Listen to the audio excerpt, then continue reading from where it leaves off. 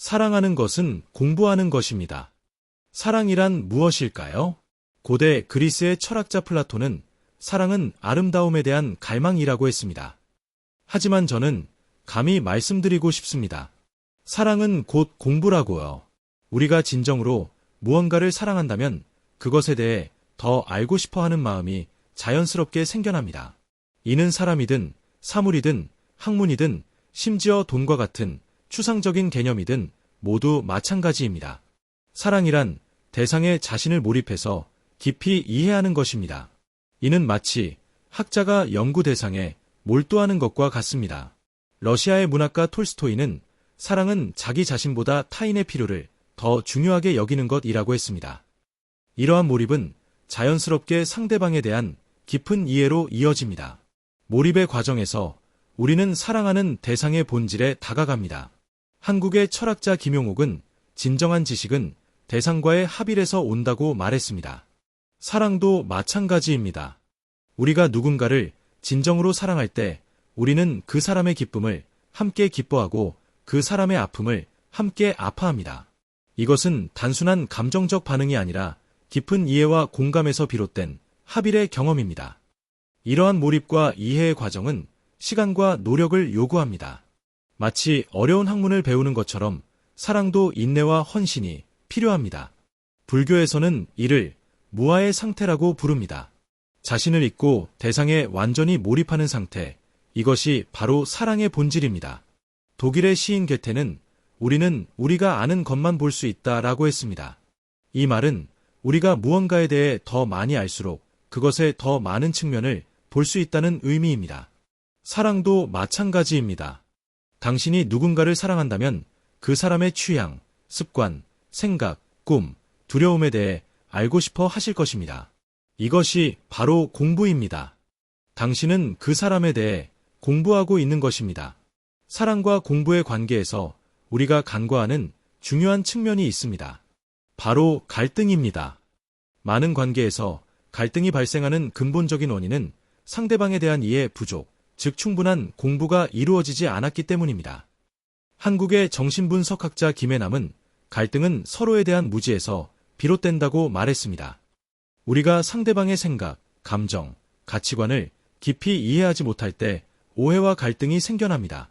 많은 사람들이 사랑에서 실패하는 이유는 상대방에게 맞추려 하지 않기 때문입니다. 그들은 자신의 방식대로만 사랑하려 하고 상대방의 필요와 욕구를 고려하지 않습니다. 이는 마치 학생이 교과서를 읽지 않고 시험을 치르려는 것과 같습니다. 독일의 철학자 쇼펜하우어는 우리는 타인을 이해하는 만큼만 사랑할 수 있다고 했습니다. 상대방에게 맞추는 것은 그들을 더 깊이 이해하고 공부하는 과정의 일부입니다. 현대 사회에서는 피상적인 사랑이 만연합니다. 많은 사람들이 사랑을 단순한 감정적 흥분이나 육체적 매력으로 오해합니다. 그러나 진정한 사랑은 이보다 훨씬 깊습니다. 인도의 철학자 크리슈나무르티는 사랑은 표면적인 것이 아니라 깊은 이해와 공감에서 비롯된다고 말했습니다. 피상적인 사랑은 마치 교과서의 표지만 보고 내용을 안다고 주장하는 것과 같습니다. 진정한 사랑은 깊은 공부와 이해를 요구합니다. 사랑의 깊이는 우리가 상대방에 대해 얼마나 알고 있는지, 얼마나 이해하고 있는지에 달려 있습니다. 미국의 심리학자 존 고트만은 수십 년간의 연구 끝에 성공적인 관계의 비밀은 서로에 대한 상세한 지도를 만드는 것이라고 결론지었습니다. 이 지도는 상대방의 꿈, 두려움, 좋아하는 것과 싫어하는 것, 가치관 등을 포함합니다. 이러한 지도를 만드는 과정이 바로 사랑의 공부입니다. 중국의 고사성어 중 하기시 습지라는 말이 있습니다. 공자의 논어에서 나온 이 말은 배우고 때때로 익히면 기쁘지 아니한가라는 뜻입니다. 사랑하는 대상에 대해 배우고 익히는 과정에서 우리는 기쁨을 느낍니다. 이것이 바로 사랑과 공부가 만나는 지점입니다. 공부를 조금 하면 조금 사랑하는 것이고 공부를 많이 하는 것은 많이 사랑하는 것입니다. 미국의 심리학자 로버트 스턴버그는 사랑의 삼각형 이론에서 친밀감, 열정, 헌신이 사랑의 세 가지 요소라고 말했습니다. 이 중 친밀감은 서로에 대한 깊은 이해와 지식에서 비롯됩니다. 당신이 파트너에 대해 더 많이 알수록 더 깊은 친밀감을 형성할 수 있습니다. 이는 마치 학생이 자신이 좋아하는 과목에 더 많은 시간을 투자하는 것과 같습니다.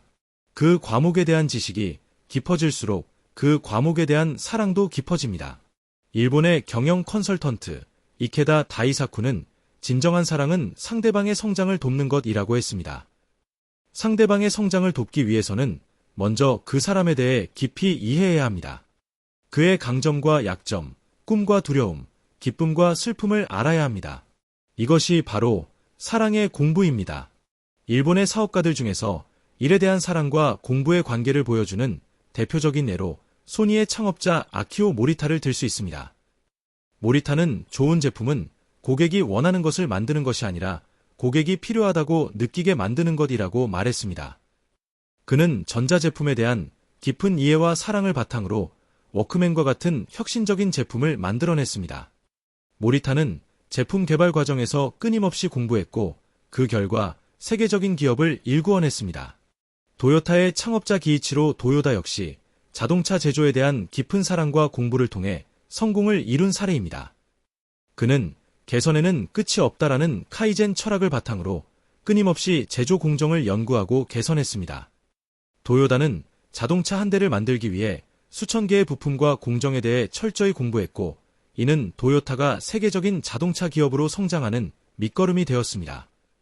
일본의 요리사지로 오노는 평생을 스시 하나에 바쳤습니다. 그는 같은 일을 매일 반복하면서도 항상 더 나아지기 위해 노력해야 한다고 말했습니다. 90세가 넘은 나이에도 그는 매일 아침 생선 시장에 가서 최고의 재료를 고르고 스시의 맛을 완벽하게 하기 위해 연구했습니다. 그의 레스토랑은 미슐랭 3스타를 받았고 그는 세계에서 가장 존경받는 요리사 중 한 명이 되었습니다. 지로의 성공은 스시에 대한 깊은 사랑과 끊임없는 공부의 결과였습니다. 유니클로의 창업자 야나이 다다시는 의류 사업에 대한 깊은 애정과 연구를 통해 글로벌 패션 브랜드를 일구었습니다. 그는 좋은 옷은 모든 사람의 삶을 더 풍요롭게 만든다는 철학을 가지고 있었습니다. 야나이는 소재, 디자인, 생산 공정에 대해 끊임없이 공부했고 이를 통해 고품질이 기본 의류를 합리적인 가격에 제공하는 비즈니스 모델을 완성했습니다. 그의 성공은 의류 사업에 대한 사랑과 공부가 결합된 결과였습니다. 닌텐도의 전 사장 이와타 사토루는 게임 개발에 대한 깊은 애정을 가진 프로그래머 출신 경영자였습니다. 그는 게임은 재미있어야 한다는 단순하지만 강력한 철학을 가지고 있었습니다. 이와타는 CEO가 된 후에도 직접 코드를 작성하고 게임 개발 과정에 참여할 정도로 자신의 일을 사랑했습니다. 그는 게임 산업과 기술에 대해 끊임없이 공부했고 이를 통해 닌텐도 DS와 위와 같은 혁신적인 게임 콘솔을 출시할 수 있었습니다. 이와타의 리더십은 일에 대한 사랑과 깊은 지식이 어떻게 혁신으로 이어질 수 있는지를 보여주는 좋은 예입니다. 일본의 도자기 장인 이토 세키슈는 60년 이상을 도자기 제작에 바쳤습니다. 그는 완벽한 도자기를 만들기 위해서는 흙의 속성, 불의 온도, 유약의 화학적 반응까지 모두 이해해야 한다고 말했습니다. 이토는 도자기 제작의 모든 측면에 대해 깊이 공부했고 그 결과 일본의 국보급 도예가로 인정받게 되었습니다. 그의 작품은 단순한 공예품이 아니라 도자기에 대한 깊은 사랑과 지식이 결합된 예술 작품이었습니다. 프랑스의 작가 생텍쥐페리는 사랑한다는 것은 서로를 바라보는 것이 아니라 함께 같은 방향을 바라보는 것이다 라고 했습니다. 이 말은 사랑이 단순한 감정이 아니라 공동의 목표와 가치를 향한 여정임을 시사합니다. 이 여정에서 우리는 서로에 대해 그리고 우리가 함께 추구하는 것에 대해 끊임없이 배웁니다. 사랑과 공부의 관계에서 간과할 수 없는 중요한 측면은 지속적인 배움의 과정입니다. 진정한 공부란 단순히 책을 읽거나 정보를 암기하는 것이 아닙니다. 그것은 항상 깨어있는 상태로 자신을 끊임없이 되돌아보며 현실 속에서 개선을 이루어 나가는 과정입니다. 한국의 교육자 안병영은 진정한 배움은 자기 성찰에서 시작된다고 말했습니다. 사랑도 마찬가지입니다. 진정한 사랑은 상대방뿐만 아니라 자신에 대한 깊은 성찰을 요구합니다. 공부는 시험을 통해 지난번보다 더 나은 성적을 얻는 것을 의미합니다. 이는 사랑에서도 적용됩니다. 관계 속에서 우리는 끊임없이 시험을 치릅니다. 갈등, 오해, 어려움이 그 시험입니다. 이러한 시험을 통과할 때마다 우리의 사랑은 더 깊어지고 성숙해집니다. 미국의 심리학자 존 고트만은 성공적인 관계는 갈등을 해결하는 능력에 달려 있다고 말했습니다. 이 능력은 상대방에 대한 깊은 이해, 즉 공부를 통해 얻어집니다. 일본의 선불교에서는 쇼신이라는 개념이 있습니다. 이는 초심자의 마음을 의미하며 항상 새로운 것을 배우려는 열린 자세를 강조합니다. 사랑에서도 이러한 쇼신의 자세가 필요합니다.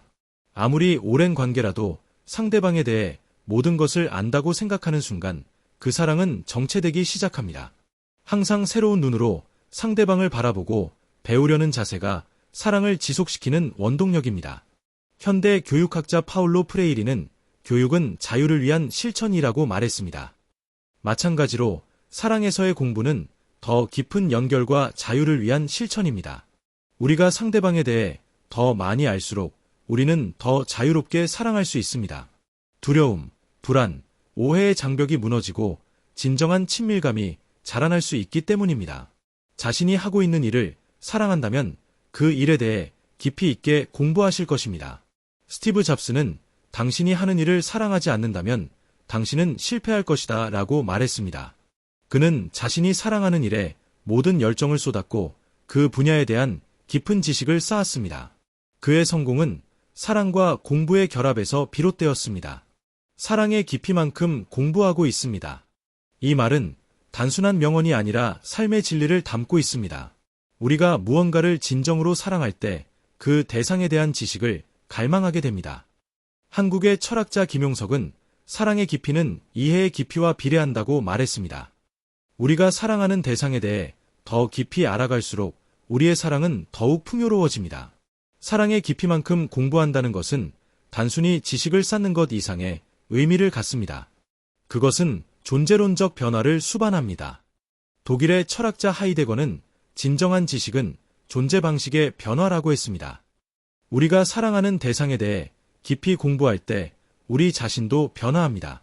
우리의 시각이 넓어지고 감수성이 풍부해지며 이해의 지평이 확장됩니다. 사랑의 깊이와 공부의 관계는 동양 철학에서도 중요하게 다루어집니다. 중국의 고전 대학에서는 경물치지를 강조합니다. 이는 사물의 이치를 깊이 연구하여 참된 지식에 도달한다는 의미입니다. 사랑도 마찬가지입니다. 우리가 사랑하는 대상의 본질에 다가가기 위해서는 깊은 탐구와 공부가 필요합니다. 현대 사회에서 많은 관계가 피상적인 이유는 깊이 있는 공부가 부족하기 때문입니다. 프랑스의 작가 앙투안 드 생텍쥐페리는 본질적인 것은 눈에 보이지 않는다고 했습니다. 사랑의 본질에 다가가기 위해서는 표면적인 매력이나 즉각적인 감정을 넘어 상대방의 내면 세계를 이해하려는 깊은 공부가 필요합니다. 사랑의 깊이만큼 공부한다는 것은 끊임없는 질문을 던지는 과정이기도 합니다. 소크라테스는 검토되지 않은 삶은 살 가치가 없다고 했습니다. 마찬가지로 끊임없이 질문하고 탐구하지 않는 사랑은 그 깊이를 잃게 됩니다. 진정한 사랑은 항상 왜? 라는 질문을 던지며 더 깊은 이해를 추구합니다. 결국 사랑의 깊이만큼 공부한다는 것은 삶의 모든 영역에서 적용되는 원리입니다. 그것은 인간관계에서, 직업에서, 취미에서, 심지어 자기 자신과의 관계에서도 마찬가지입니다. 우리가 얼마나 깊이 사랑하는지는 우리가 얼마나 깊이 공부하고 있는지로 측정될 수 있습니다. 그리고 이 둘의 관계는 순환적입니다. 더 깊은 사랑은 더 깊은 공부로 이어지고 더 깊은 공부는 다시 더 깊은 사랑으로 이어집니다. 돈을 벌고 싶다면 돈에 대해서, 돈이 흘러가는 방향, 돈의 속성에 대해서 더 많이 공부하셔야 합니다. 워렌 버핏은 당신이 잠자는 동안에도 돈이 일하게 하라고 조언했습니다. 그는 투자에 대한 깊은 지식을 바탕으로 엄청난 부를 쌓았습니다. 그의 성공 비결은 단순했습니다. 그는 투자를 사랑했고 그것에 대해 끊임없이 공부했습니다. 우리들의 대부분이 갈등 속에서 헤매고 있는 이유는 최종 결과만 원할 뿐이지 그 과정, 사랑하는 과정, 공부하는 과정을 무시하거나 가볍게 생각하기 때문입니다. 인도의 영적 지도자 오쇼 라즈니시는 목적지는 없다, 여행만이 있을 뿐이다 라고 말했습니다. 사랑도 마찬가지입니다. 사랑은 도달해야 할 목적지가 아니라 끊임없이 배우고 성장하는 여정입니다. 한국의 소설가 김우는 사랑은 상대방을 알아가는 과정이다 라고 했습니다. 이 말은 사랑이 단순한 감정이 아니라 상대방에 대한 깊은 이해와 지식을 쌓아가는 과정임을 시사합니다. 이것이 바로 사랑의 공부입니다. 미국의 심리학자 에리 프롬은 그의 저서 사랑의 기술에서 사랑은 기술이며 따라서 배워야 한다고 주장했습니다. 그에 따르면 사랑은 단순한 감정이나 운명적인 만남이 아니라 배우고 익혀야 하는 기술입니다. 이는 사랑이 곧 공부라는 우리의 주장과 일맥상통합니다. 일상에서 우리는 이런 예를 쉽게 찾아볼 수 있습니다. 한 요리사가 자신의 요리에 대한 사랑을 키우기 위해 다양한 식재료와 조리법에 대해 끊임없이 공부하는 모습. 한 음악가가 자신의 악기를 더 잘 다루기 위해 밤낮으로 연습하는 모습. 이 모든 것이 사랑과 공부의 관계를 보여줍니다. 결국 사랑하는 것은 공부하는 것입니다. 우리가 진정으로 무언가를 사랑한다면 그것에 대해 더 알고 싶어 하는 마음이 자연스럽게 생겨납니다. 그리고 그 과정에서 우리는 성장하고 더 깊은 사랑을 경험하게 됩니다. 사랑은 결과가 아니라 과정이며 그 과정은 끊임없는 배움과 성장의 여정입니다.